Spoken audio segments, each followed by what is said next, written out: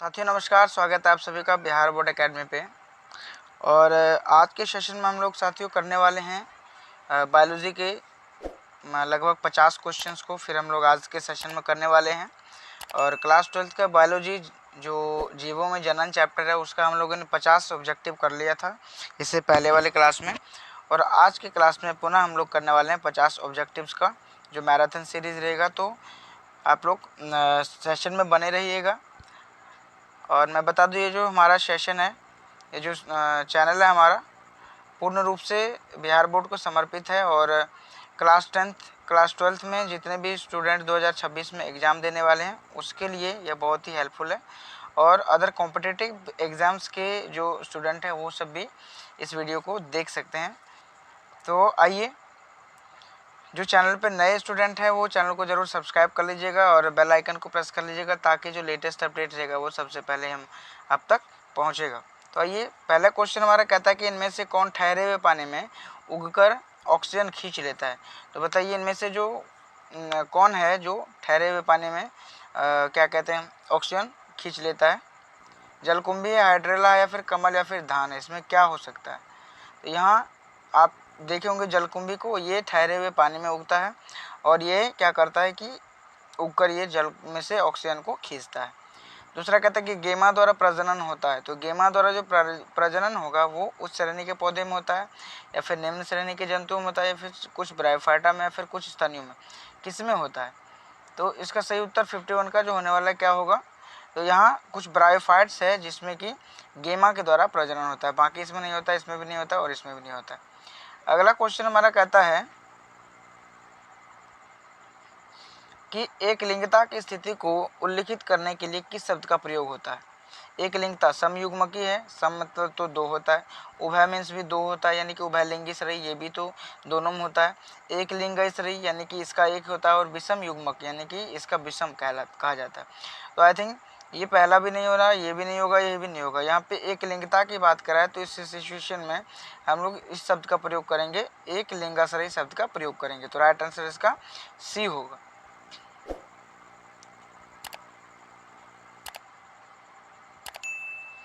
अगला कहता है कि द्विनिषेचन का परिणाम क्या होता है। बीजपत्र होता है, या फिर बीजांड काय होता है, या फिर भ्रूणपोष होता है, या फिर भ्रूण होता है। द्विनिषेचन का क्या परिमाण होता है बताइए। 53 का सही उत्तर क्या हो सकता है। तो यहाँ पे जो 53 का जो सही उत्तर होगा वो भ्रूणपोष होगा, है ना, भ्रूणपोष। बीजाणुओं द्वारा जनन करने वाले पौधे जैसे कि मॉर्स हो गया, फर्न हो गया, सामान्यतः किस सामान्य में मतलब किस समूह में रखा जाता है, इसको बताइए, इसे किस समूह में रखा जाएगा। तो 54 का जो सही उत्तर होने वाला है क्या हो जाएगा, इसका सही उत्तर हो जाएगा सी, क्रिप्टोगैम्स के अंदर इसको रखा जाता है।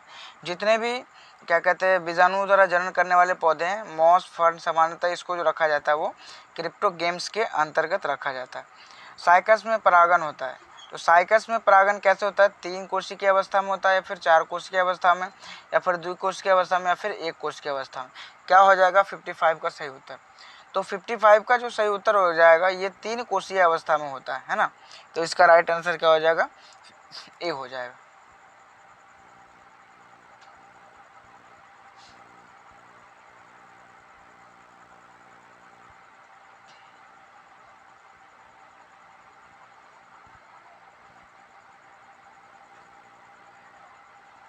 चलिए, अगला क्वेश्चन कहता है हमारा कि एंथेसिस की परिघटना संबंधित है। तो एंथेसिस की जो परिघटना ये किससे संबंधित है। तो एंथेसिस की परिघटना की बात करें तो ये पुष्प कलिका का खुलना इससे संबंधित होता है ना। पुष्प कलिका जब खुलता है तो ये एंथेसिस की परिघटना इस जगह होती है।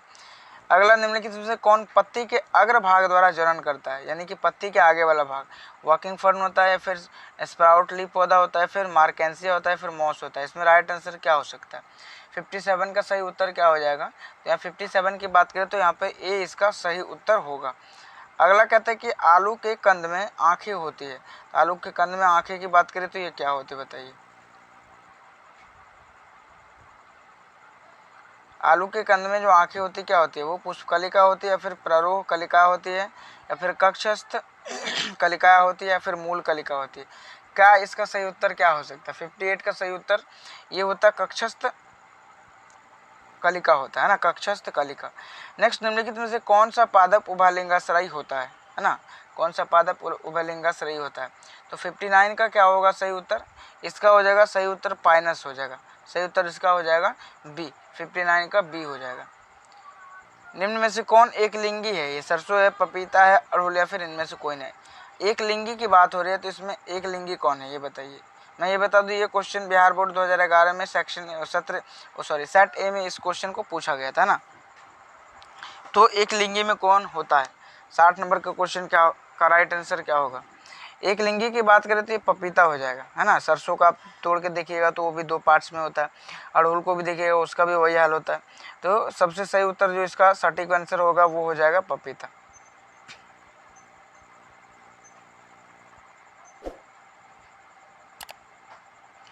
अंडाणु बनने की विधि को क्या कहते हैं? अंड जनन कहा जाता है, फिर अंडाशय, फिर अंडोत्सर्ग या फिर मादा जनन। अंडाणु की बनने की विधि को बात कर रहा है, तो अंडाणु के बनने की विधि को क्या कह सकते हैं?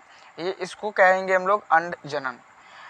62 का क्वेश्चन, शुक्राणु बनने की क्रियाविधि को क्या कहते हैं? शुक्राणु जनन या फिर मादा जनन, युग्मक जनन या फिर अंग जनन। क्या होगा 62 का सही उत्तर? इसका सही उत्तर हो जाएगा ए, शुक्राणु जनन हो जाएगा। अलैंगिक जनन में कितने जीव भाग लेते हैं? बताइए, अलैंगिक जनन में कितने जीव भाग लेते हैं? लैंगिक और अलैंगिक हम लोगों ने पढ़ा था, और अलैंगिक जनन में कितने जीव भाग लेते हैं बताइए। अलैंगिक जनन में एक ही जीव भाग लेता है ना। पौधे में अलैंगिक जनन निम्न में से किस विधि द्वारा हो सकता है? मुकुलन, विखंडन, विभाजन या फिर इनमें से सभी। 64 का सही उत्तर क्या हो सकता है? ये मुकुलन द्वारा होता है। पौधे में अलैंगिक जनन की जो प्रक्रिया होती है, प्रोसेस होती है, वो मुकुलन के द्वारा होती है। नेक्स्ट क्वेश्चन कहता है कि कायिक जनन निम्न में से किस प्रकार होता है? कायिक जनन की यहाँ पे बात हो रही है, तो कायिक जनन की जो बात होगी तो यहाँ पे क्या हो जाएगा? कायिक जनन राइट आंसर इसका डी होगा। तीनों द्वारा होता है, यानी कि जड़ में भी होता है, स्तंभ में भी होता है, पत्ती में भी। राइट आंसर इसका तीनों हो जाएगा, डी हो जाएगा। आलू में कायिक संचरण किसके द्वारा होता है बताइए। 66 का सही उत्तर क्या हो सकता है? तो ये होता है स्तंभ, है ना, बी, स्तंभ के द्वारा। एक ही फल के भीतर परागकोशों से पराग कणों का वर्तिकाग्र में पहुंचना क्या कहलाता है? स्वपरागन, अंडोत्सर्ग, परपरागन या फिर निषेचन। 67 का क्या सही उत्तर हो सकता है? तो 67 की बात करें तो सही उत्तर इसका ए हो जाएगा, स्वपरागन हो जाएगा।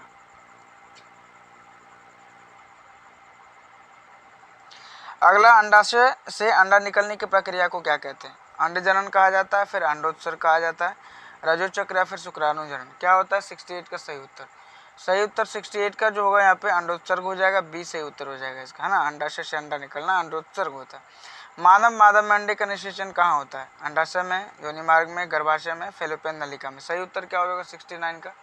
फैलोपियन नलिका, इसको फैलोपियन ट्यूब बोलते हैं, और इसी में होता है अंडे का निषेचन। फर्टिलाइजेशन, एग्स का जो फर्टिलाइजेशन होता है वो फैलोपियन नलिका में होता है। मानव नर में शुक्राणु भंडारण किस जनन अंग में होता है? तो 70 का जो सही उत्तर हो जाएगा क्या? शिशन होता है, फिर शुक्रवाहिका या फिर एपिडर्मिस या फिर विवृषण। क्या होता है? सही उत्तर इसका एपिडर्मिस हो जाएगा। नेक्स्ट, युग्मक में गुणसूत्र का सेट कितना होता है? 2n, 3n, 4n या फिर n। क्या होता है 71 का? युग्मक की बात करें तो n होता है यहाँ पे। राइट आंसर इसका डी होगा, n होगा।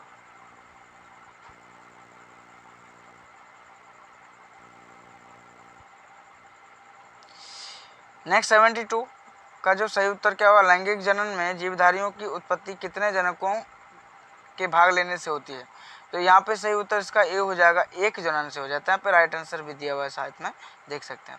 माता द्वारा दिए गए युग्मक और पिता द्वारा दिए गए युग्मक के संलयन से क्या बनता है? युग्मक, युग्मनज, संतति या फिर क्लोन। आई थिंक यहाँ पे जो सही उत्तर होगा इसका 73 का, और 73 का सही उत्तर यहाँ पे जो होगा क्या होगा? वो हो जाएगा बी, युग्मक, युग्मनज होगा यहाँ पे। वह प्रक्रिया जिसके द्वारा नर युग्मक एवं मादा युग्मक बनते हैं क्या कहलाती है? तो वो जो कहलाती है 74 का जो सही उत्तर होगा यहाँ पे वो हो जाएगा सी। यहाँ पे क्या हो जाएगा? सी, युग्मक जनन हो जाएगा।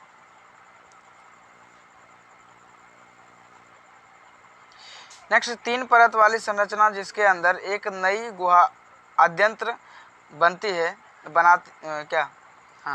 बनते हैं, क्या कहलाती है वो?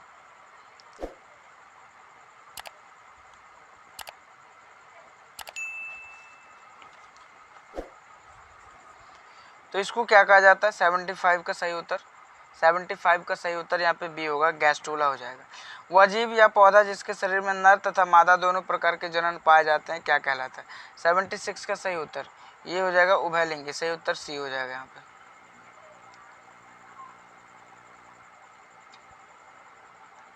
नेक्स्ट, किस प्रकार के जनन करने वाले प्राणियों में अधिक विभिन्नताएं देखने को मिलती है? 77 का क्या हो जाएगा सही उत्तर? यहाँ लैंगिक जनन की बात हो गई, तो लैंगिक जनन इसका सही उत्तर हो जाएगा। वह प्रक्रिया जिसके अंतर्गत जीव समजात शिशुओं को जन्म देकर अपनी प्रजाति को निरंतर बनाए रखती है कहलाती है? जनन, लैंगिक जनन या फिर युग्मनज। ये जनन की प्रक्रिया होगी और इसी से क्या होती है? संतति अपने प्रजातियों को हमेशा बनाकर रखती है।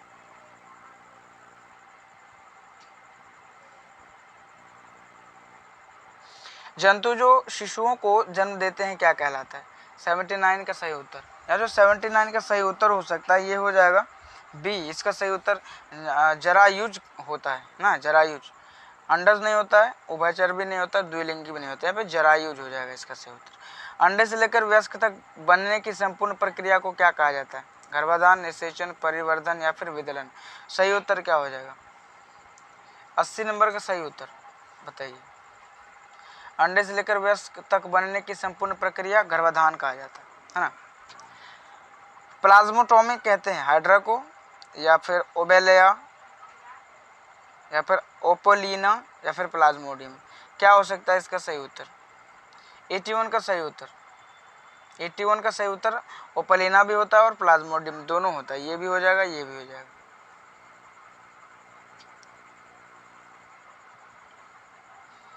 अगला, किसी अनिषेचित अंडज से बीज के विकास को क्या कहते हैं? है ना, बीवी पेरिस, पार्थेनोकॉर्पी, एपोगेम या फिर एपोस्पोरी। क्या होता है इसका सही उत्तर? 82 का सही उत्तर बताइए क्या हो? इसका सही उत्तर हो जाएगा बी, पार्थेनोकॉर्पी हो जाएगा। एक बीजपत्री में ग्राफ्टिंग बिरले ही सफल होता है क्योंकि बताइए क्या होता है? 83 का सही उत्तर क्योंकि हो जाएगा इसका एक बीजपत्री कैम्बियम विहीन होता है। बी सही उत्तर इसका होगा। एफायरा लार्वा ओरेलिया में पाया जाता है, इसका निर्माण किस विधि से होता है? 84 का सही उत्तर, 84 का जो सही उत्तर होगा क्या होगा? रिजेनरेशन होगा, विखंडीकरण या फिर टूटन या फिर बाइलेशन। क्या होता है इसका? 84 का सही उत्तर, 84 का सही उत्तर की बात करें तो इसका सही उत्तर हो जाएगा एस्ट्रोबाइलेशन, है ना। जेनेटोलॉजी में किसका अध्ययन होता है बताइए? पक्षी का, फिर अस्थि का, फिर एजिंग का, या फिर पृथ्वी का। जेनेटोलॉजी की बात करें तो आई थिंक जेनेटोलॉजी में जो अध्ययन होता है वो होता है एजिंग का। इसका राइट आंसर इसका सी होगा।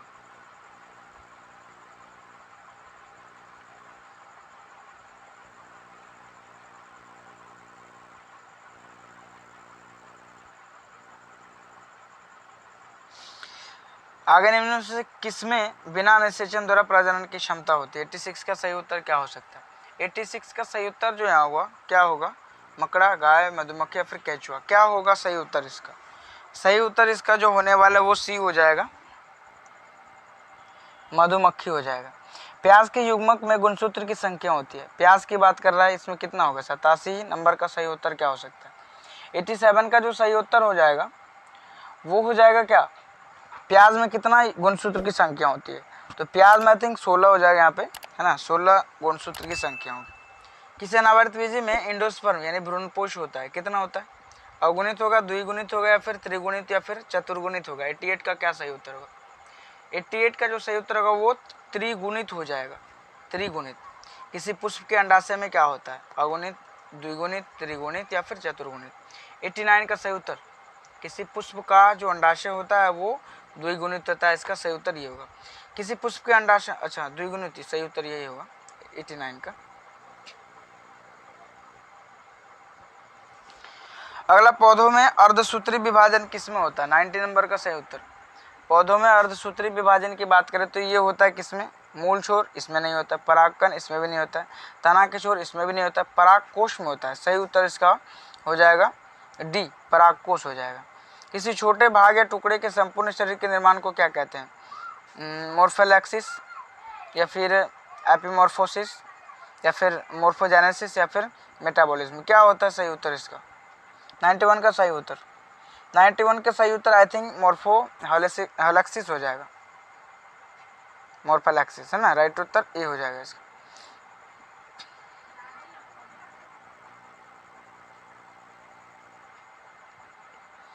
अगला क्वेश्चन, द्विनिषेचन किस में पाया जाता है? द्विनिषेचन की बात करें तो किस में पाया जाएगा द्विनिषेचन? आवृतबीजी में, अनावृतबीजी में, या फिर टेरिडोफाइट्स में, या फिर ब्रायोफाइट्स में? 92 का सही उत्तर, यहाँ इसका जो सही उत्तर हो जाएगा वो ए हो जाएगा, आवृतबीजी हो जाएगा। निम्न में से किसका परागण जल द्वारा होता है? 93 का सही उत्तर, ये जल द्वारा परागण जोस्टेरा में होता है, जोस्टेरा। पिस्टिलिया में कायिक प्रवर्धन किसके द्वारा होता है बताइए? पिस्टिलिया। 94 का सही उत्तर क्या होगा? ऑफसेट हो जाएगा इसका सही उत्तर। अगला कहता है कि घरेलू मक्खी के मियोसाइट्स में गुणसूत्र की संख्या कितनी होती है? 95 का सही उत्तर, यहाँ पे जो सही उत्तर होगा वो बी हो जाएगा, 12 हो जाएगा इसका।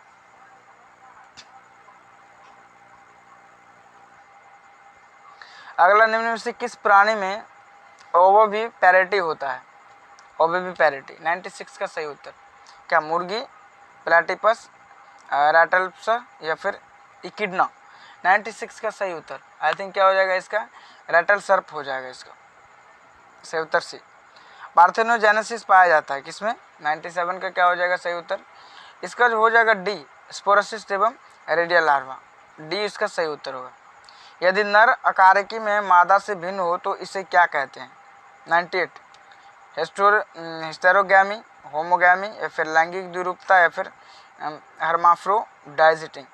क्या हो जाएगा 98 का सही उत्तर? 98 का सही उत्तर यहाँ पे लैंगिक द्विरूपता हो जाएगा, लैंगिक द्विरूपता। और उसके बाद हमारा जो अगला क्वेश्चन है, अगला क्वेश्चन 99, पीडोजेनेसिस किस लार्वा में पाया जाता है? टीनिया में, फैसियोला में, राना में, या फिर तितली में? सही उत्तर क्या हो जाएगा 99 का? सही उत्तर इसका जो होगा वो फैसियोला हो जाएगा, राइट आंसर बी हो जाएगा इसका, बी। किसमें तिर्यक द्विखंड पाया जाता है? मोनोसिस्टिस, प्लाज्मोडियम, प्लेनेरिया, या फिर सिरटियम? 100 नंबर का सही उत्तर क्या हो जाएगा इसका? सिरटियम हो जाएगा सही उत्तर, डी हो जाएगा इसका, सिरटियम, डी। और प्राणियों में यौवन अवस्था के बाद क्या आता है? कायिक अवस्था, प्रजनन अवस्था, प्रौढ़ावस्था, फिर वृद्धावस्था? प्रौढ़ा और वृद्धा तो होगा नहीं, आई थिंक क्या हो जाएगा कायिक अवस्था होना चाहिए इसका, 101 का सही उत्तर जो होगा, अच्छा बी, हाँ सही, प्रजनन अवस्था होगा, प्रजनन अवस्था। तो आज का सेशन हमारा यहीं तक था, 101 क्वेश्चन टोटल लगभग हम लोगों ने कर लिया। तो वीडियो अच्छा लगा तो वीडियो को जरूर लाइक कर दीजिएगा, और चैनल पर नए हैं तो चैनल को जरूर सब्सक्राइब कर लीजिएगा, है ना। बेल आइकन प्रेस कर लीजिएगा ताकि जो हमारा लेटेस्ट अपडेट रहेगा सबसे पहले आप तक जाएगा। और वीडियो को अधिक से अधिक शेयर कीजिएगा ताकि और भी स्टूडेंट जुड़ सके। और मैं बता दूं कि अगर चैनल पर नए हैं तो आप इस चैनल को ज़रूर सब्सक्राइब कर लीजिएगा ताकि जो 2026 में आपका एग्ज़ाम आने वाला है उसका प्रिपरेशन जो है बेहतरीन तरीके से आपको करवाया जा सके। तो आज के सेशन में आप सभी का बने रहने के लिए बहुत बहुत धन्यवाद। तो मिलते हैं हम लोग अगले सत्र में।